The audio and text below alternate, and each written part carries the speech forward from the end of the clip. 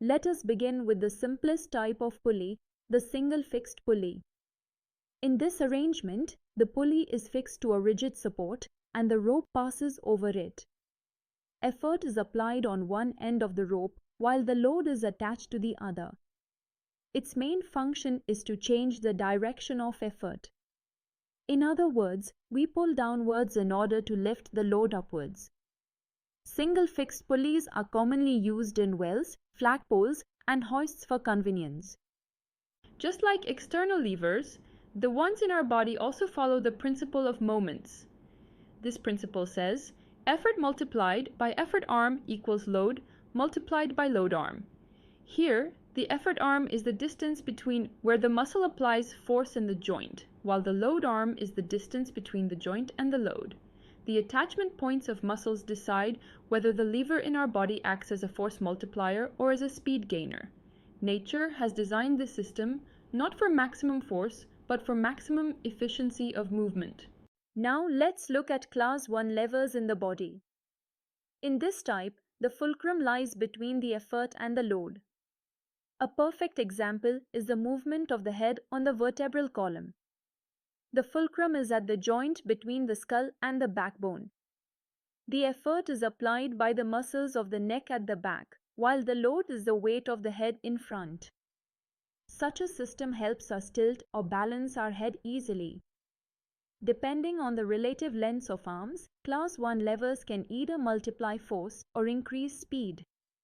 As you can see in the diagram of the head, the fulcrum is the joint, the load is the head's weight, and the effort is the neck muscle pulling backward. Next, let's explore Class 2 levers. Here, the load lies between the fulcrum and the effort. A common example is standing on tiptoe. The fulcrum is the ball of the foot, the load is the body's weight acting through the heel, and the effort is applied by the calf muscles pulling upward on the heel. In this case, the effort arm is longer than the load arm, so the mechanical advantage is always greater than 1. That means this lever multiplies the force, allowing us to lift our entire body weight with comparatively less muscular effort. Visualize this with the diagram of the foot, fulcrum at the toes, load in the middle, and effort applied upward by the calf muscles. Finally, we come to Class 3 levers. In this type, the effort lies between the fulcrum and the load. The most familiar example is your forearm when lifting something. The elbow joint acts as the fulcrum. The biceps muscle applies effort close to the elbow, and the load is the object held in your hand. In this arrangement, the mechanical advantage is always less than 1. That means the effort is greater than the load. But the reward is speed and range of motion. Your hand can move quickly and through a large distance. As shown in the arm diagram, the short effort arm provided by the biceps enables swift lifting even if more effort is required. Let us now solve a problem involving the lever action of the human arm. Suppose the biceps muscle exerts an upward force of 1,500 newtons at a distance of 5 centimeters from the elbow joint. The load is held in the hand 30 centimeters away from the elbow.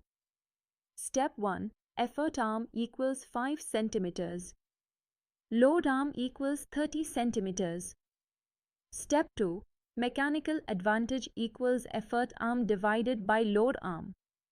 That is 5 divided by 30, which equals 1/6.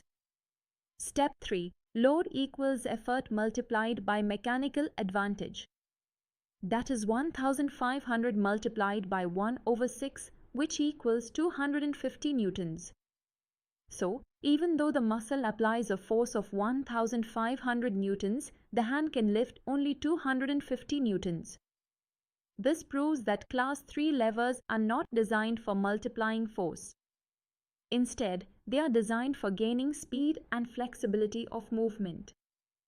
Let's quickly recap. Our human body demonstrates all 3 classes of levers. Class 1. Head movement on the vertebral column, fulcrum in the middle. Class 2. Standing on tiptoe, load in the middle. Class 3. Forearm lifting a weight, effort in the middle. In each case, the same principle of moments applies, but the arrangement of fulcrum, load, and effort changes the function. Class 1 can be a force or speed multiplier. Class 2 always multiplies force. Class 3 always gains speed. From simple nods of the head to lifting weights in the gym, our body is a living example of how physics shapes movement. I hope you now have a clear idea of how the three classes of levers are built into us. See you in the next session with another fascinating concept in physics.